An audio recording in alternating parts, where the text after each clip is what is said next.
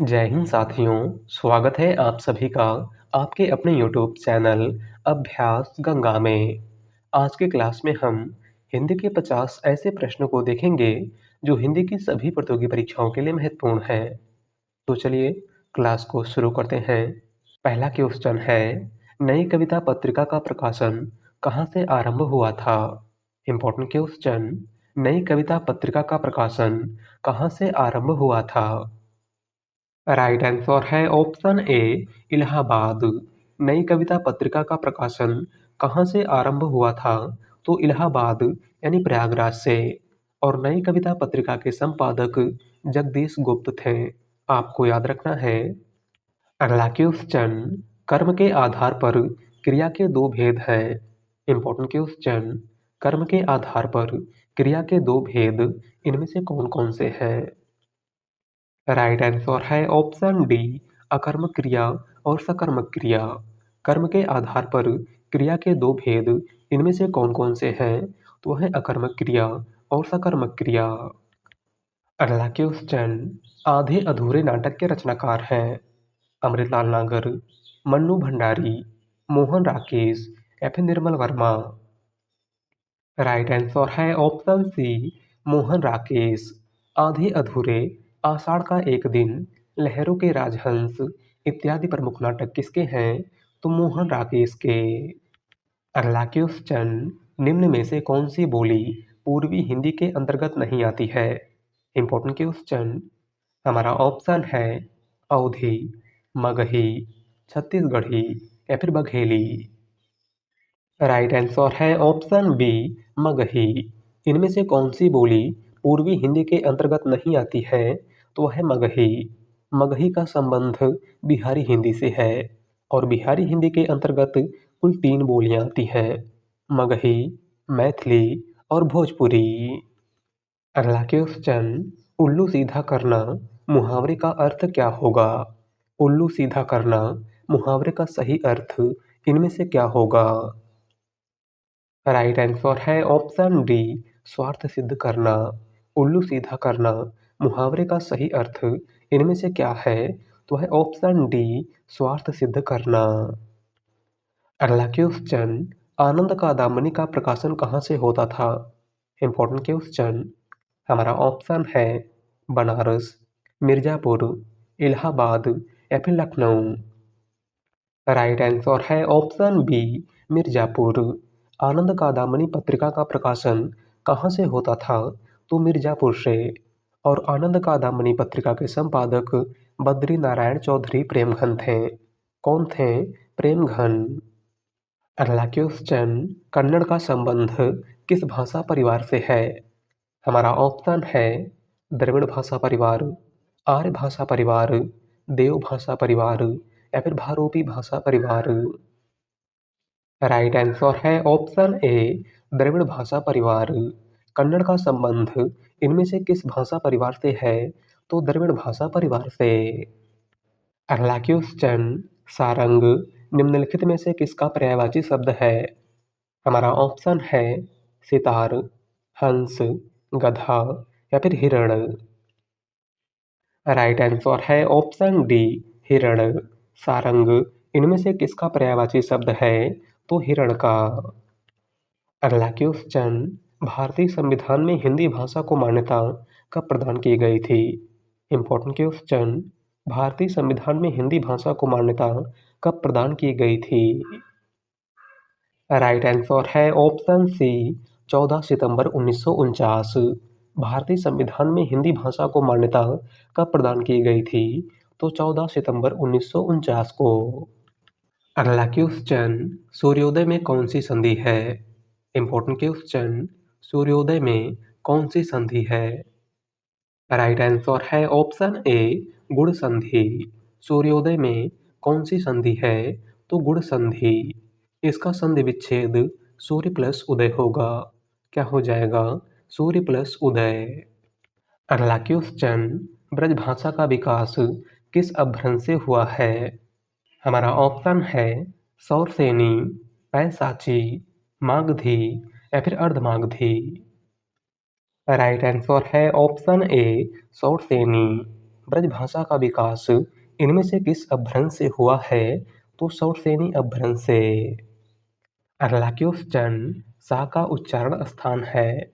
Important question, सा वर्ण का उच्चारण कहाँ से होता है? राइट आंसर है ऑप्शन बी, तालु। सा वर्ण का उच्चारण कहाँ से होता है? तो तालु से। अगला क्वेश्चन, भक्तमाल के रचनाकार हैं। हमारा ऑप्शन है नाभादास, केशवदास, विष्णुदास या फिर सुंदरदास। राइट आंसर है ऑप्शन ए, नाभादास। भक्तमाल के रचनाकार इनमें से कौन है? तो वह है नाभादास। अगला क्वेश्चन, रीतकाल को कलाकाल किसने कहा है? हमारा ऑप्शन है आचार्य रामचंद्र शुक्ल, रमाशंकर शुक्ल रसाल, मिश्र बंधु या फिर विश्वनाथ प्रसाद मिश्र। राइट आंसर है ऑप्शन बी, रमाशंकर शुक्ल रसाल। रीतकाल को कलाकाल इनमें से किसने कहा था? तो रमाशंकर शुक्ल रसाल ने। बात करें आचार्य रामचंद्र शुक्ल की, तो रीतकाल को रीतकाल आचार्य रामचंद्र शुक्ल ने कहा था। रीतकाल को अलंकृत काल मिश्र बंधुओं ने कहा था और रीतकाल को श्रृंगार काल विश्वनाथ प्रसाद मिश्र ने कहा था। अगला क्वेश्चन, जिसमें शक्ति ना हो वाक्यांश के लिए इनमें से उपयुक्त शब्द कौन सा है? इंपॉर्टेंट क्वेश्चन, जिसमें शक्ति ना हो वाक्यांश के लिए एक शब्द इनमें से कौन सा है? राइट आंसर है ऑप्शन ए, अशक्त। जिसमें शक्ति ना हो वाक्यांश के लिए एक शब्द इनमें से कौन सा है? तो वह है अशक्त। अगला क्वेश्चन, हिंदी साहित्य का प्रथम इतिहास किस भाषा में लिखा गया था? इंपॉर्टेंट क्वेश्चन, हिंदी साहित्य का प्रथम इतिहास किस भाषा में लिखा गया था? राइट आंसर है ऑप्शन सी, फ्रेंच। हिंदी साहित्य का प्रथम इतिहास किस भाषा में लिखा गया था? तो फ्रेंच भाषा में। और हिंदी साहित्य का प्रथम इतिहास इस्तवारदा ललितोत्तर इंदु ये हिंदुस्तानी है, जिसके लेखक गारसादा तासी हैं। कौन है? गारसादा तासी। अगला क्वेश्चन, स्वर रहित व्यंजन जब स्वर सहित व्यंजन से मिलता है तब क्या कहलाता है? इंपॉर्टेंट क्वेश्चन, स्वर रहित व्यंजन जब स्वर सहित व्यंजन से मिलता है तब क्या कहलाता है? राइट आंसर है ऑप्शन ए, संयुक्ताक्षर। स्वर रहित व्यंजन जब स्वर सहित व्यंजन से मिलता है तब क्या कहलाता है? तो संयुक्ताक्षर व्यंजन या फिर संयुक्त व्यंजन। और संयुक्त व्यंजन की संख्या 4 है। कौन कौन से? तो आपको याद रखना है छ, त्र, ज्ञ और स्रा। अगला क्वेश्चन, आदिकाल को विज्वपन काल किसने कहा है? इंपॉर्टेंट क्वेश्चन, हमारा ऑप्शन है आचार्य रामचंद्र शुक्ल, आचार्य हजारी प्रसाद द्विवेदी, महावीर प्रसाद द्विवेदी या फिर राहुल सांकृत्यायन। राइट आंसर है ऑप्शन सी, महावीर प्रसाद द्विवेदी। आदिकाल को विज्वपन काल इनमें से किसने कहा था? तो महावीर प्रसाद द्विवेदी ने। आदिकाल को सिद्ध सामंत काल राहुल सांकृत्यायन ने कहा था। आदिकाल को आदिकाल आचार्य हजारी प्रसाद द्विवेदी ने कहा था और आदिकाल को वीरगाथा काल आचार्य रामचंद्र शुक्ल ने कहा था। अगला क्वेश्चन, हिंदी में अल्प विराम है। इंपॉर्टेंट क्वेश्चन, हिंदी में अल्प विराम का चिन्ह इनमें से कौन सा है? राइट आंसर है ऑप्शन ए, हिंदी में अल्प विराम का चिन्ह इनमें से कौन सा है? तो है ऑप्शन ए। बात करें ऑप्शन बी की, तो ऑप्शन बी विस्मयादिबोधक का चिन्ह है, ऑप्शन सी पूर्ण विराम का चिन्ह है और ऑप्शन डी प्रश्नवाचक चिन्ह है। अगला क्वेश्चन, निम्न में से कौन सा समूह गंगा का पर्यायवाची नहीं है? इनमें से कौन सा समूह गंगा का पर्यायवाची शब्द नहीं है? राइट आंसर है ऑप्शन सी, वारिद और सूरजा। इनमें से कौन सा समूह गंगा का पर्यायवाची शब्द नहीं है? तो है वारिद और सूरजा। वारिद बादल का पर्यायवाची शब्द है और सूरजा यमुना का पर्यायवाची शब्द है। अगला क्वेश्चन, सूरदास किस भाषा के कवि हैं? हमारा ऑप्शन है ब्रजभाषा, मगही, भोजपुरी या फिर अवधी। राइट आंसर है ऑप्शन ए ब्रजभाषा। सूरदास किस भाषा के कवि हैं? तो ब्रजभाषा के। इनकी प्रमुख रचना सूरसागर, साहित्य लहरी और सूरसारावली है। अगला क्वेश्चन, सुहाग के नूपुर के रचनाकार हैं? हमारा ऑप्शन है प्रेमचंद, अमृतलाल नागर, निराला या फिर मोहन राकेश। राइट आंसर है ऑप्शन बी अमृतलाल नागर। सुहाग के नुपुर, मानस का हंस, खंजन नयन, बुध और समुद्र, अमृत और विष इत्यादि प्रमुख रचनाएं किसकी हैं? तो आपको याद रखना है अमृतलाल नागर की। अगला क्वेश्चन, दो वर्णों के मेल से होने वाले विकार को कहते हैं? इंपॉर्टेंट क्वेश्चन, दो वर्णों के मेल से होने वाले विकार को क्या कहा जाता है? राइट आंसर है ऑप्शन डी संधि। दो वर्णों के मेल से होने वाले विकार को क्या कहते हैं? तो संधि। अगला क्वेश्चन, अष्टाध्यायी किसकी रचना है? हमारा ऑप्शन है पाणिनि, तुलसीदास, वाल्मीकि या फिर वेदव्यास। राइट आंसर है ऑप्शन ए पाणिनि। अष्टाध्यायी इनमें से किसकी रचना है? तो महर्षि पाणिनि की। अगला क्वेश्चन, स्वार्थ का विलोम होगा परमार्थ, मतलबी, अस्वार्थ या फिर इनमें से कोई नहीं। राइट आंसर है ऑप्शन ए परमार्थ। स्वार्थ का विलोम इनमें से क्या होगा? तो परमार्थ। अगला क्वेश्चन, दुल्हन गाँव मंगल चार, हम घर आए राजा राम भरतार किसकी पंक्ति है? Important question. हमारा ऑप्शन है तुलसीदास, कबीरदास, सूरदास या फिर रैदास। राइट आंसर है ऑप्शन बी कबीरदास। दी गई पंक्ति इनमें से किसकी है? तो कबीरदास की। अगला क्वेश्चन, लेखक शब्द के अंत में कौन सा प्रत्यय लगा हुआ है? राइट आंसर है ऑप्शन डी अक। लेखक शब्द के अंत में कौन सा प्रत्यय लगा हुआ है? तो अक प्रत्यय। अगला क्वेश्चन, प्रेमचंद की जीवनी कलम के मजदूर के रचनाकार हैं? हमारा ऑप्शन है मदन गोपाल, शिवरानी देवी, अमृत राय या फिर विष्णु प्रभाकर। राइट आंसर है ऑप्शन ए मदन गोपाल। प्रेमचंद की जीवनी कलम के मजदूर के रचनाकार इनमें से कौन है? तो है मदन गोपाल। अगला क्वेश्चन, संस्कार शब्द में किस उपसर्ग का प्रयोग हुआ है? Important question.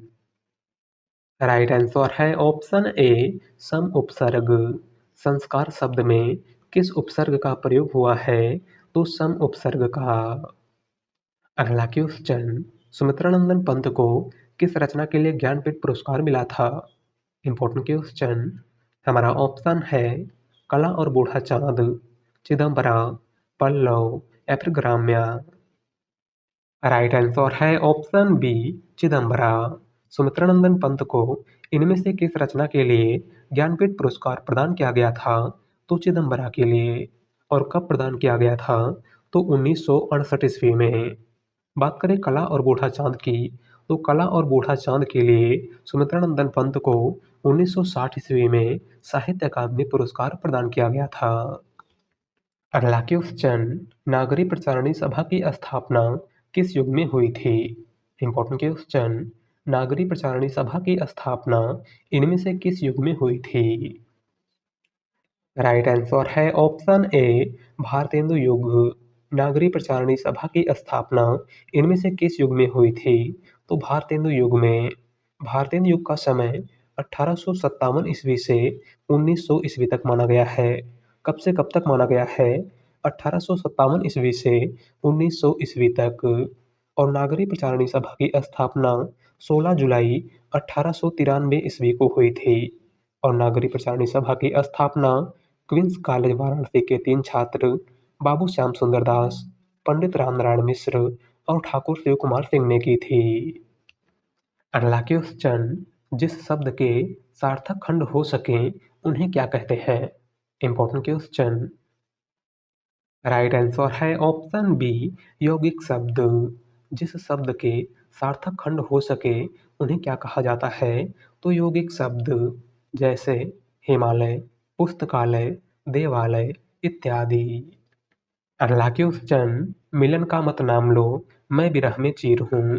पंक्ति है, हमारा ऑप्शन है सुमित्रानंदन पंत की, महादेवी वर्मा की, सूर्यकांत त्रिपाठी निराला की या फिर जयशंकर प्रसाद की। राइट आंसर है ऑप्शन बी, महादेवी वर्मा। दी गई पंक्ति इनमें से किसकी है? तो महादेवी वर्मा की। अगला क्वेश्चन, आलपिन और गमला किस विदेशी भाषा के शब्द हैं? इंपॉर्टेंट क्वेश्चन, आलपिन और गमला इनमें से किस विदेशी भाषा के शब्द हैं? राइट आंसर है ऑप्शन ए, पुर्तगाली। आलपिन और गमला इनमें से किस विदेशी भाषा के शब्द हैं? तो पुर्तगाली भाषा के। अगला क्वेश्चन, कठिन काव्य का प्रेत किसे कहा जाता है? हमारा ऑप्शन है बिहारी, अज्ञे, केशवदास या फिर भूषण। राइट आंसर है ऑप्शन सी, केशवदास। कठिन काव्य का प्रेत किस कवि को कहा जाता है? तो केशवदास को।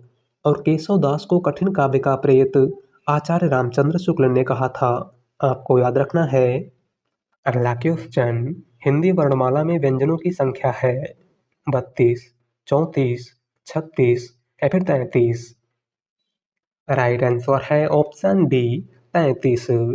हिंदी वर्णमाला में व्यंजनों की कुल संख्या कितनी है? तो 33। अगला क्वेश्चन, प्रभु जी तुम चंदन हम पानी।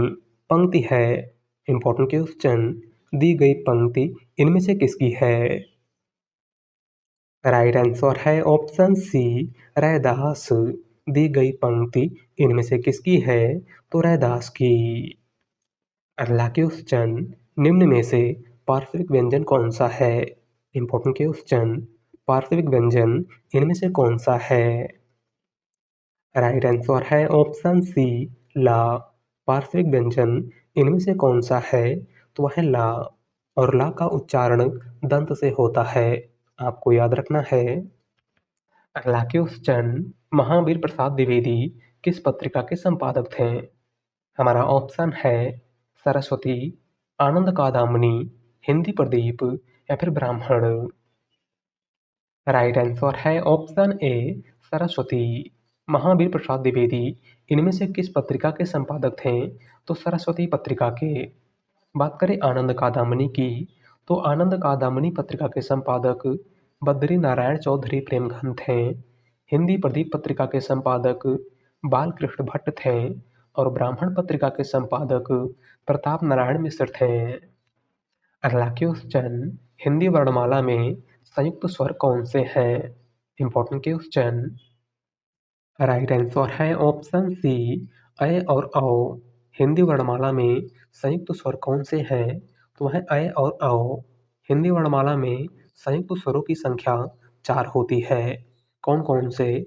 तो आपको याद रखना है, ए, ऐ, ओ और औ। अगला क्वेश्चन, पुष्प की अभिलाषा कविता है। हमारा ऑप्शन है माखनलाल चतुर्वेदी की, रामधारी सिंह दिनकर की, सूर्यकांत त्रिपाठी निराला की या फिर मैथिली शरण गुप्त की। राइट आंसर है ऑप्शन ए, माखनलाल चतुर्वेदी की। पुष्प की अभिलाषा कविता किसकी है? तो माखनलाल चतुर्वेदी की। अगला क्वेश्चन, अर्धस्वर है। इंपॉर्टेंट क्वेश्चन, अर्धस्वर इनमें से कौन कौन से हैं? राइट आंसर है ऑप्शन सी, या और वा। अर्धस्वर इनमें से कौन कौन से हैं? तो वह है या और वा। अगला क्वेश्चन, कबीर किसके समकालीन थे? Important question. हमारा ऑप्शन है सिकंदर लोदी, बाबर, अकबर या फिर बहलोल लोदी। राइट आंसर है ऑप्शन ए, सिकंदर लोदी। कबीर किसके समकालीन थे? तो सिकंदर लोदी के। अगला क्वेश्चन, जायसी की रचना नहीं है। हमारा ऑप्शन है पद्मावत, अखरावट, आखिरी कलाम या फिर बीजक। राइट आंसर है ऑप्शन डी, बीजक। मलिक मोहम्मद जायसी की रचना इनमें से कौन सी नहीं है? तो है बीजक। और बीजक कबीरदास की रचना साखी शबद रामायणी का संकलन है और इसके संकलनकर्ता कबीरदास के प्रमुख शिष्य धर्मदास थे। कौन थे धर्मदास? अगला क्वेश्चन, निम्नलिखित में से उन्मूलन का विलोम होगा। इंपॉर्टेंट क्वेश्चन, उन्मूलन का विलोम इनमें से क्या है? राइट आंसर है ऑप्शन सी, रोपण। उन्मूलन का विलोम शब्द इनमें से क्या है? तो रोपण। अगला क्वेश्चन, महादेवी वर्मा की रचना है। हमारा ऑप्शन है दीपशिखा, झरना, आंगन के पार द्वार या फिर राम की शक्ति पूजा। राइट आंसर है ऑप्शन ए, दीपशिखा। महादेवी वर्मा की रचना इनमें से कौन सी है? तो वह दीपशिखा। बात करें झरना की, तो झरना जयशंकर प्रसाद की रचना है। आंगन के पार द्वार अज्ञे की रचना है और राम की शक्ति पूजा निराला की रचना है। अगला क्वेश्चन, माँ सुबह नाश्ता बनाती है, इसमें कौन सा क्रिया विशेषण है? हमारा ऑप्शन है कालवाचक, स्थानवाचक, परिमाणवाचक या फिर रीतिवाचक। राइट आंसर है ऑप्शन ए, कालवाचक। माँ सुबह नाश्ता बनाती है, इसमें कौन सा क्रिया विशेषण है? तो कालवाचक क्रिया विशेषण। अगला क्वेश्चन, हार की जीत कहानी के लेखक हैं। राइट आंसर है ऑप्शन सी, सुदर्शन। हार की जीत कहानी के लेखक इनमें से कौन है? तो वह सुदर्शन। अगला क्वेश्चन, माटी की मूर्ति की विधा है। इंपॉर्टेंट क्वेश्चन, हमारा ऑप्शन है संस्मरण, आत्मकथा, जीवनी या फिर रेखा चित्र। राइट आंसर है ऑप्शन डी, रेखा चित्र। माटी की मूर्ति किस विधा की रचना है? तो यह एक रेखा चित्र है और इसके लेखक राम वृक्ष वेनीपुरी हैं। कौन है राम वृक्ष वेनीपुरी? अगला क्वेश्चन और आज का लास्ट क्वेश्चन, बांधा था विदु किसने इन काली जंजीरों से, मणि वाले फड़ियों का मुख क्यों भरा हुआ है हीरो से? कौन सा अलंकार है? इंपॉर्टेंट क्वेश्चन, हमारा ऑप्शन है उत्प्रेक्षा अलंकार, अतिशयोक्ति अलंकार, श्लेष अलंकार या फिर विरोधाभास अलंकार। राइट आंसर है ऑप्शन बी, अतिशयोक्ति अलंकार। दी गई पंक्ति में कौन सा अलंकार है? तो अतिशयोक्ति अलंकार। तो आज के क्लास में बस इतना ही और आप सभी लोग बताइएगा कि आपके 50 में से कितने प्रश्न सही हुए। वीडियो पसंद आई हो तो वीडियो को लाइक कर दीजिएगा। चैनल पर नए हैं तो चैनल को सब्सक्राइब कर लीजिएगा। मिलते हैं एक नए टॉपिक के साथ। धन्यवाद।